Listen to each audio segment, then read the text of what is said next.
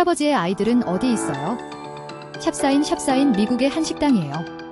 귀여운 꼬마가 음식이 담긴 접시를 들고 노인이 홀로 앉아있던 테이블로 가 맞은편 의자에 정차하고 올라타요. 꼬마가 신난 눈빛으로 노인을 바라보며 조잘대자 노인도 고개를 들어 아이를 쳐다봐요. 두 사람은 함께 식사를 시작해요. 지난달 24일 틱톡에 올라온 이 9초짜리 영상이 6일 현재 조회수 160만 회를 넘기며 화제를 모으고 있어요. 아장아장 걷는 꼬마의 친절한 행동이 인터넷을 울렸다는 반응과 함께 미국 일간 뉴욕포스트 등에 따르면 해당 영상 속 꼬마와 노인은 생면부지의 관계로 전날 처음 만났어요. 꼬마의 나이는 3세. 꼬마는 가족과 해당 식당을 찾았다가 다른 테이블에서 홀로 식사하는 노인을 보고 할아버지의 아이들은 어디 있어요? 라고 물었어요. 엄마가 아마 다 커서 각자의 삶을 살고 있을 것이라고 답하자 꼬마는 곧장 그 노인에게 다가가 맞은편에 앉았어요. 그러고는 천진난만하게 조잘조잘 말을 건넸고 노인은 갑자기 등장한 동석자를 다정하게 대했어요. 사회의 고령화 파편화 속 외로움, 특히 노인의 고독이 세계적인 문제가 된 가운데 밥 친구가 된 노인과 꼬마의 모습은 사람과 사람 간 교류의 의미를 돌아보게 하며 따뜻함을 안겼어요. 김영심 숭실사이버대 아동심리치료학과 교수는 이 사례는 세대 간 공존의 측면에서 매우 바람직하고 상징적인 장면이라며 다양한 세대와의 접촉 및 교류는 노년층뿐 아니라 아이에게 중요한 정서적 자원이 될 수 있다고 말했어요. 고립과 고독, 누구나 겪을 수 있는 보편적 위험. 지난달 25일 전북 무주구는 우유나 건강음료를 제공하면서 홀로 사는 어르신과 취약계층 안부를 살피는 배달 안부 확인 서비스를 시행한다고 밝혔어요. 이처럼 독거노인을 살피는 정책은 무주군뿐만 아니라 거의 모든 지자체에서 내놓고 있어요. 7일 보건복지부의 2023년 노인 실태조사에 따르면 65세 이상 노인이 자살을 생각한 이유 중 외로움이 23.3%로 높은 비중을 차지했어요. 2025년 기준 우리나라는 65세 이상 인구가 1천만 명을 넘어 전체의 20.3%를 차지하며 본격적인 초고령 사회에 진입했어요. 특히 독거노인 비율은 2020년 19.8%에서 2024년 22.1%까지 꾸준히 증가해왔어요. 하지만 최근 5년 사이 고령자의 대면 교제 활동은 4.7%포인트 감소한 것으로 나타났어요.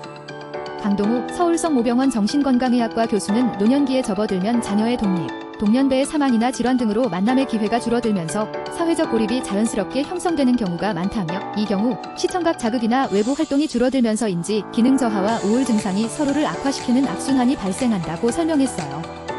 그러면서 노년기에는 스스로 고립 상태를 벗어나기 위한 동력 자체가 약해지는 경향이 있어 외부의 개입이 더욱 중요하다고 강조했어요. 최유미 부산디지털대 노인복지학과 학과장 교수는 과거 대가족 중심 사회에서는 자연스럽게 형성되던 관계망이 핵가족화와 1인 가구 증가로 약화하면서 노년층의 고립이 심화했다며 이제는 약 5명 중 1명이 노인인 사회구조에서 고립과 고독은 특정 취약계층의 문제가 아니라 누구나 겪을 수 있는 보편적 위험이 됐다고 설명했어요.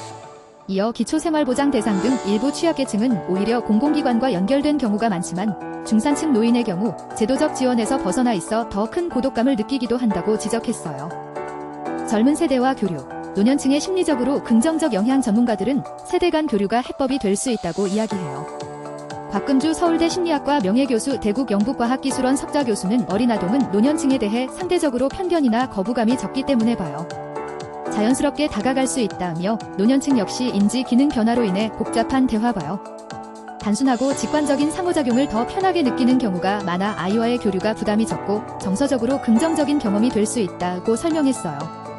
이어 아이들은 특정 연령대에 대한 고정관념이 적기 때문에 노년층과 쉽게 친밀감을 형성할 수 있다고 덧붙였어요. 이는 아동 발달 측면에서도 긍정적으로 평가돼요. 김리진 전북대 아동학과 교수는 과거에는 초등학교를 품은 아파트가 강조됐다면 최근에는 다양한 세대가 함께 거주하며 공존하는 형태가 더 중요해지고 있다며 아이와 노인이 함께 어울릴 수 있는 환경이 실제로도 유용하다는 인식이 확산하고 있다고 설명했어요. 김 교수는 만 3세 아동도 타인의 감정을 이해하는 능력 자체는 갖추고 있으며 공감 능력은 거의 성인 수준까지 가능하다며 낯선 노인에게 먼저 말을 거는 행동은 기질적으로 외향적이고 타인에 대해 긍정적인 인식을 가진 아동에게서 충분히 나타날 수 있다고 말했어요.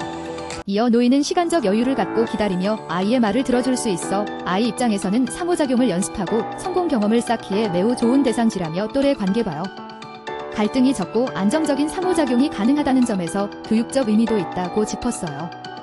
숭실사이버대 김 교수는 최근에는 조부모와 함께 살지 않는 경우가 많아 세대 간 교류 기회가 줄어들고 있는데 아이들이 타인을 배려하고 공감하는 태도를 배우기 위해서는 이러한 경험이 중요하다며 실버타운 내 어린이집 운영이나 경로당 방문 등 세대 간 교류가 이루어지는 사례가 있다고 말했어요. 실제로 경기도 용인시에 위치한 실버타운 삼성노블 카운티 등은 단지 내에 어린이집을 운영하고 있어요. 다양한 세대가 일상에서 자연스럽게 만나도록 설계해 노년층의 고독감을 줄이고 세대 간 소통을 활성화하는 것이 목적이에요. 부산 디지털대 최 교수는 노인 고립 문제는 결국 관계의 문제이기 때문에 가족, 이웃, 지역사회가 함께 연결되는 구조가 필요하다며 아이를 키우는데 한마을이 필요하다는 말처럼 이제는 노인의 삶 역시 지역사회가 함께 돌보는 방식으로 전환돼야 한다고 말했어요. 그러면서 조양시설과 보육시설을 결합하거나 공원, 놀이터 등에서 다양한 세대가 함께 어울릴 수 있는 환경을 조성하는 등 일상에서 자연스럽게 교류가 이뤄지는 구조가 중요하다고 강조했어요. 최혜지 서울여대 사회복지학과 교수는 핵심은 어르신들이 집 밖으로 나와 타인과 이야기를 나눌 계기를 만드는 것이라며 특히 젊은 세대와의 교류는 노년층에 심리적으로 긍정적인 영향을 줄 수 있다고 말했어요. 이어 함께 식사를 준비하고 나누는 커뮤니티 키친처럼 다양한 세대가 함께 참여하는 지역 기반 활동이 대안이 될 수 있다고 덧붙였어요.